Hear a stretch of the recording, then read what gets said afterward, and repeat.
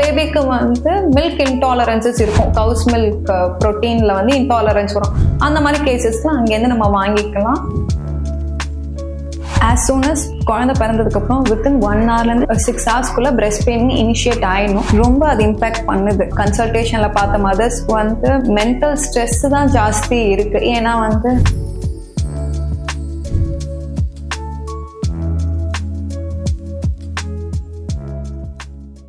Hi ma'am, உங்களை பற்றி introduce பண்ணிக்கோங்க. ஹாய், என் பேர் கலைச்செல்வி அறிவழகன். நான் ஒரு certified lactation consultant and infant massage educator.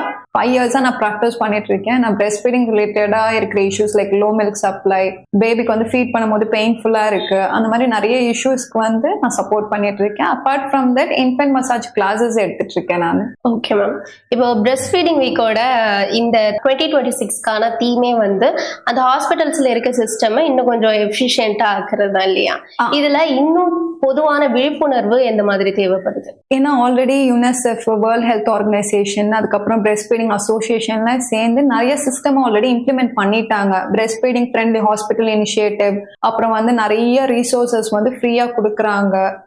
Breast feeding வந்து எப்படி பண்ணணும், பண்றதுனால பெனிஃபிட்ஸ் என்னன்ட்டு நிறைய அவேர்னஸ் கிரியேட் பண்ணியாச்சு. ஆனா அந்த பிரெஸ்ட் ஃபீடிங் ஹாஸ்பிட்டல் இனிஷியேட்டிவ் வந்து ஃப்ரெண்ட்லியா இருக்கணுங்கிற இனிஷியேட்டிவ் வந்து எந்த அளவுக்கு இம்ப்ளிமெண்ட் ஆயிருக்கு, ஏற்கனவே இருக்கிற இன்ஃபர்மேஷன் டேட்டாஸ் எல்லாத்தையும் வச்சு எந்த அளவுக்கு அந்த இம்ப்ளிமெண்டேஷன் இருக்கு, மதருக்கு சப்போர்ட் அண்ட் கேர் ப்ரொவைடிங் வந்து எந்த அளவுக்கு இருக்குங்கிறத பார்க்கும் போது அதுல நிறைய கேப்ஸ் இருக்க தான் செய்யுது. ஸோ இந்த விஷயத்தோட தீமை ஏற்கனவே இருக்கிற இன்ஃபர்மேஷன் வச்சு டேட்டாஸ் எல்லாத்தையும் வச்சுட்டு இன்னும் மதருக்கு பெட்டரா எப்படி சப்போர்ட் பண்றது அப்படிங்கிறது தான் இந்த விஷயத்தோட தீமா இருக்கு. நான் என்ன பாக்குறேன்னா, சில மதர்ஸ்க்கு 1 or 2 செஷன்லேயே வந்து இஷ்யூஸ் எல்லாம் ரிசால்வ் ஆயிடுது. ஆனா சில பேருக்கு வந்து லாங் டேர்ம் சப்போர்ட் வருது, நிறைய கேர் ப்ரொவைடரோட இன்டர்வென்ஷன்ஸ் வந்து தேவைப்படுது. எல்லாத்தையும் ஹாலிஸ்டிக்கா பண்ணும் போது மட்டும்தான் வந்து ஒரு சொல்யூஷன் கிடைக்குது. ஸோ அதுக்கான தொலைநோக்கு பார்வையா நம்ம அதை பார்க்கும்போது அது இன்னும் பெட்டரா இருக்கலாம். இப்ப இருக்கிறது வந்து பத்தல. ஏன்னா இப்போ ரீசெண்டா வந்து டேட்டாஸ் பாத்தீங்கன்னா இந்தியால பிரெஸ்ட் ஃபீடிங் ரேட் வந்து ரொம்ப கம்மியாயிட்டு இருக்கு அப்படின்னு தான் சர்வேல சொல்லியிருக்கிறாங்க. ஸோ அப்போ அதையும் ஏற்கனவே இருக்க இன்ஃபர்மேஷன், இவ்வளோ இன்ஃபர்மேஷன் கொட்டி கிடக்குது, அது இன்னும் சரியா யார் யாருக்கு போகணுமோ அது போகல. இப்போ இவ்வளவு இன்ஃபர்மேஷன்ஸ் தேவைப்படுது, விழிப்புணர்வுலாம் தேவைப்படுது அப்படின்றதுனாலதான் இது ஒரு வீக்காவே வச்சிருக்காங்க அப்படின்னு நினைக்கிறேன். ஸோ இப்போ புதுசா குழந்தை பிறந்துருச்சு அப்படின்னா அந்த நியூ மாம்க்கு நிறைய டவுட்ஸ் இருக்கும். அப்போ ஃபர்ஸ்ட் அவங்க பண்ண வேண்டிய விஷயங்கள் என்ன? as soon as குழந்தை பிறந்ததுக்கு அப்புறம் வித்தின் 1 hourலேருந்து 6 hours பிரெஸ்ட் ஃபீடிங் இனிஷியேட் ஆயிடணும். பிரெஸ்ட் ஃபீடிங் பண்ணும் போது பெயின் இருக்கக்கூடாது. பிரெஸ்ட் ஃபீடிங் பண்ணதுக்கு அப்புறம் குழந்தைங்களோட யூரின் மோஷன் போறது எப்படி இருக்கு, வெயிட் கெயின் எப்படி இருக்குங்கிறத மானிட்டர் பண்ணிக்கணும். ஸோ இதுதான் முக்கியமான 3 விஷயம் அவங்க பண்ணணும் குழந்தை பிறந்த உடனே. ஓகே மேம், அப்போ அந்த குழந்தை பிறந்த ஃபர்ஸ்ட் 1 hourக்கு வந்து அவங்களால கொடுக்க முடியல, அந்த மாதிரி சுச்சுவேஷன் ஏற்படுதுன்னா அப்போ அந்த சீம்பால் அப்படின்றது ரொம்ப முக்கியமானதுன்னு சொல்றாங்க.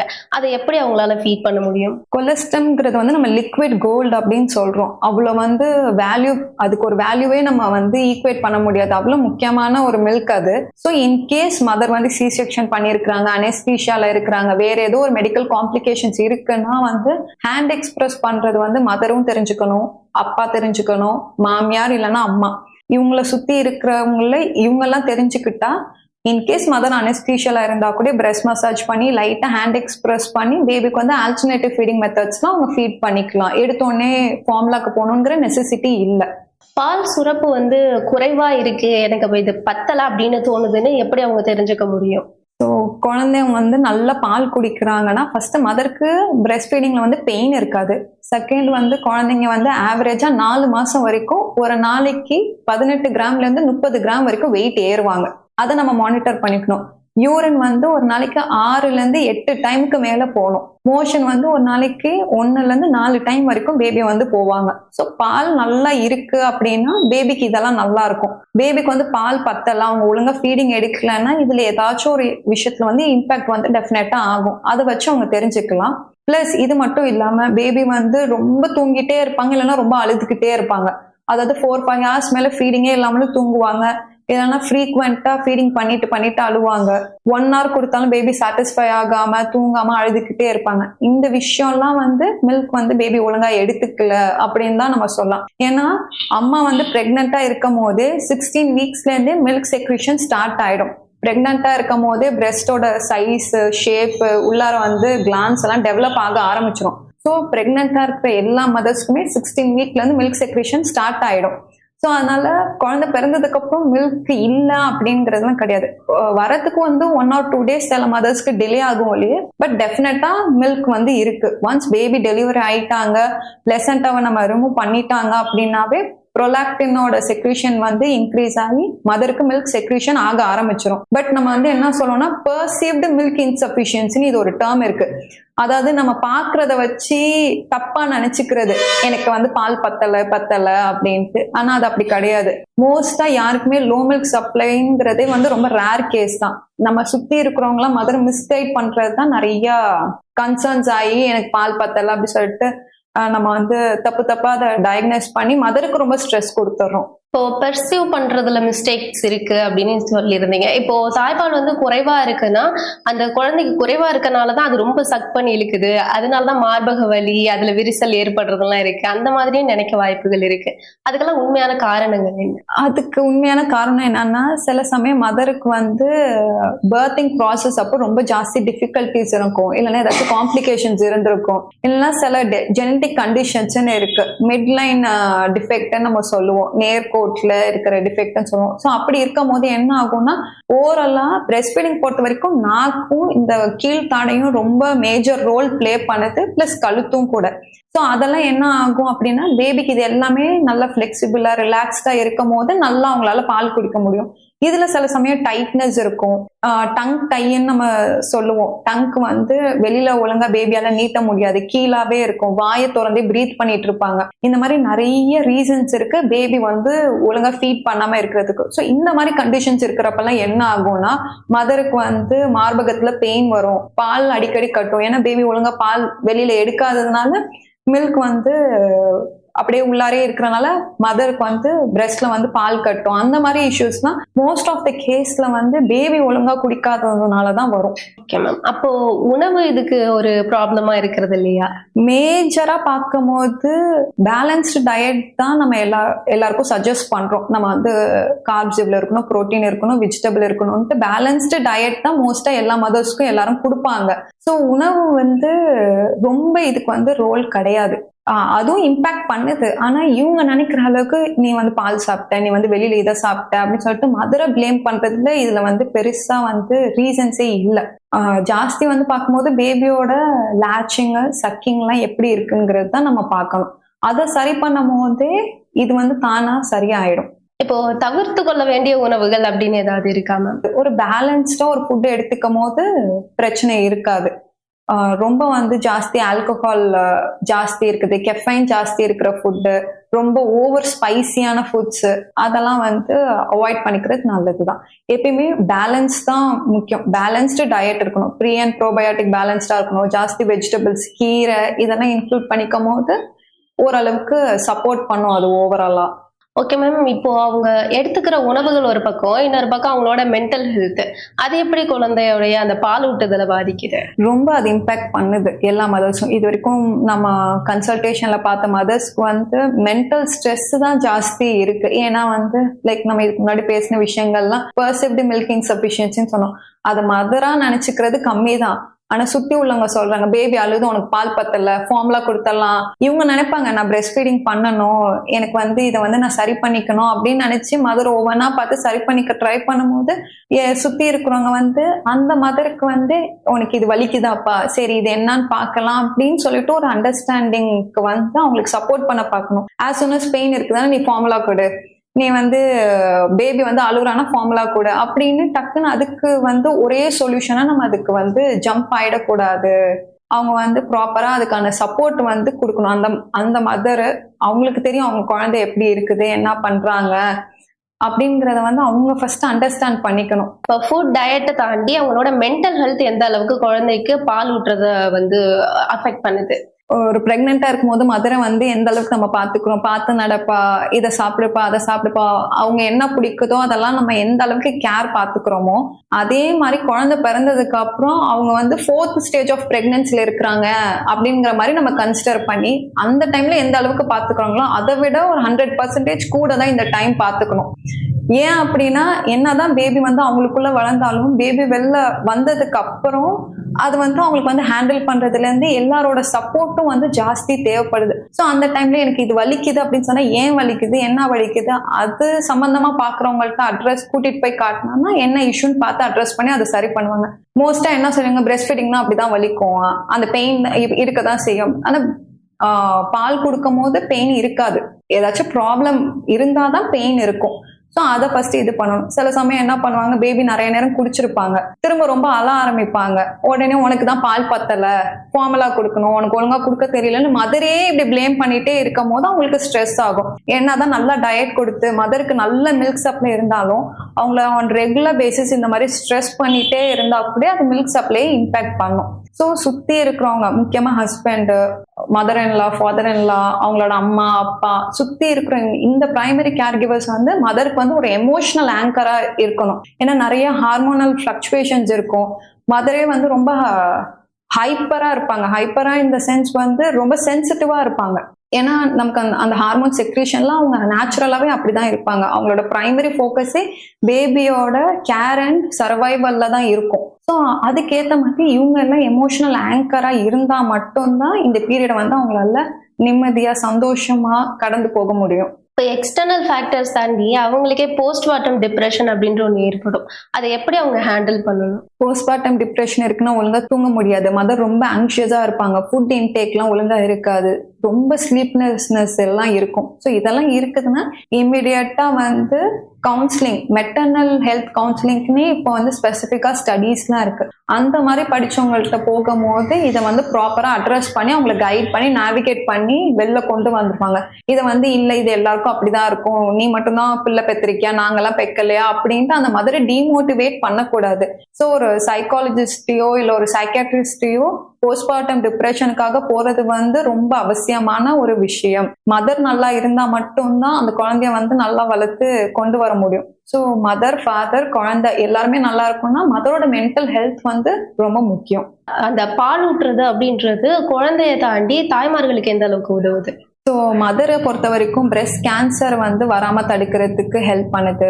அதுக்கப்புறம் டயபெட்டிஸ், ஹார்ட் கண்டிஷன்ஸ், அந்த மாதிரி ரொம்ப ஜெனட்டிக் டிசார்டர்ஸ் எது இருந்தாலுமே அதெல்லாம் வந்து ஜெனட்டிக்கலாக வருது இல்லை, அப்பா அம்மாட்டேருந்து வர டிசீஸ்ன்னு சொல்லுவாங்க, அது எல்லாத்தையுமே அது வந்து லாங் டேர்மா ப்ரிவென்ட் பண்ணுதுங்கிறது ஸ்டடீஸ்ல ப்ரூவனா தான் சொல்லியிருக்கிறாங்க. நீங்க வந்து லாக்டேஷன் கன்சல்டன்சி தாண்டி இன்ஃபன்ட் மசாஜ் இன்ஸ்ட்ரக்டரும் கூட. அந்த மசாஜ் கொடுக்கறது வந்து குழந்தைக்கு எப்போ கொடுக்கணும், அது எந்த அளவுக்கு உதவுது?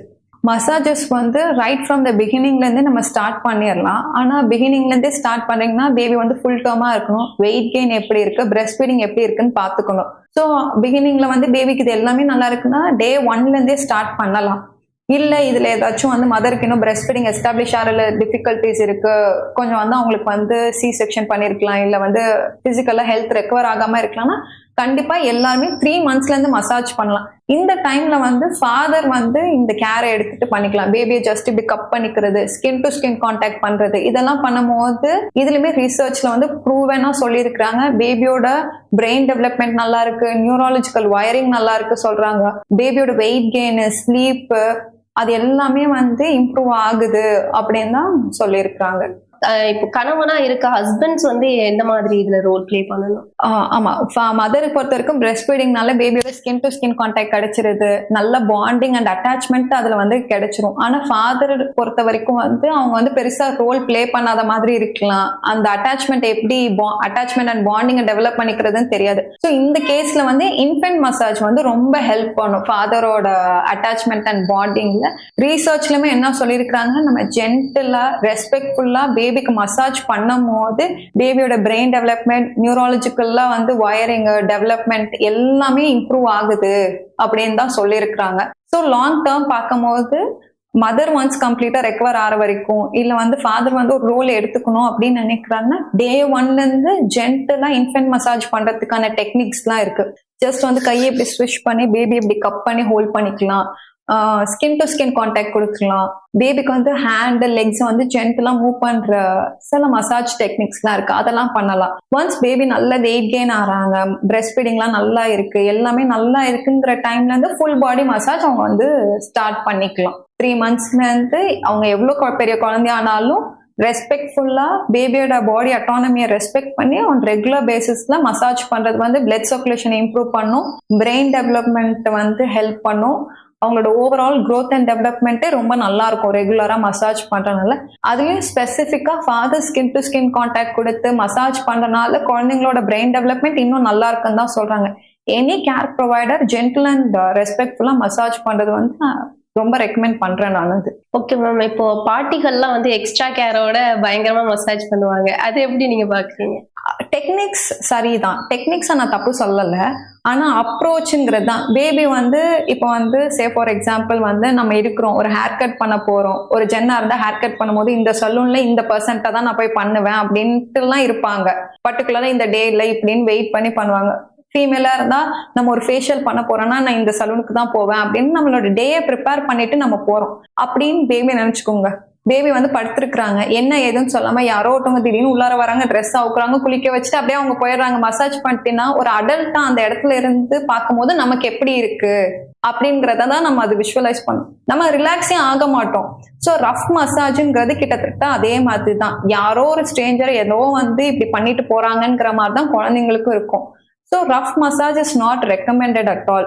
பேபி வந்து ஜென்டலா ஃபர்மா டச் பண்ணி ரொம்ப ரெஸ்பெக்ட்ஃபுல்லா பேசிட்டு அன்பா மசாஜ் பண்றது ரெக்கமெண்டட். ஸோ செஸ்ட்ல எல்லாம் பால் கட்டுதுன்னு சொல்லிட்டு அதை போட்டு அமுக்கி எல்லாம் பண்ணுவாங்க. அதெல்லாம் இன்ஃபெக்ஷனா தான் டெவலப் ஆகும். அதெல்லாம் தானாவே சரியாயிடும். கண்ணுக்குள்ள எண்ணெய் ஊத்துறது, மூக்குக்குள்ள எண்ணெய் ஊத்துறது, காதுக்குள்ள எண்ணெய் ஊத்துற டெக்னிக்ஸ் எல்லாம் ரெக்கமெண்டட் கிடையாது. அது வந்து பேபிக்கு வந்து நெகட்டிவா தான் இம்பாக்ட் பண்ணும். ஜென்டில் ரெஸ்பெக்ட்ஃபுல்லா பேபிக்கு வந்து ரிலாக்ஸ்டா மசாஜ் பண்ணும். மசாஜ் பண்றதே ரிலாக்ஸ் ஆகிறதுக்கு தான். மசாஜ் பண்ணும்போது பேபி அழுதாங்கன்னா அது ரிலாக்ஸ் ஆகலன்னு அர்த்தம், மசாஜை நிப்பாட்டிடணும் அப்படிங்கிறது தான் அர்த்தம். மேம், உங்களோட எக்ஸ்பீரியன்ஸ்ல இப்போ பிரெஸ்ட் ஃபீடிங்க்கு ஹெல்ப்ஃபுல்லா இருக்க மாதிரி ஹஸ்பண்ட் அவங்க ஃபேமிலியில இருக்கவங்க என்னென்ன விஷயங்கள் பண்ணலாம்? ஃபர்ஸ்ட் வந்து மதர் பெயின்னு சொன்னா எல்லாருக்கும் அப்படிதான் இருக்கணும்னு நார்மலைஸ் பண்ணக்கூடாது. நாங்க அந்த காலத்துல இப்படிதான் இருந்துச்சு, நாங்க இதே பெயினோட தான் கொடுத்தோம், நீ என்ன இப்ப புதுசா இதெல்லாம் பண்ற அப்படிங்கிற மாதிரி ஒருத்தவங்களோட பெயின் இன்னொருத்தவங்களோட பெயினையும் நம்ம கம்பேர் பண்ணவே கூடாது.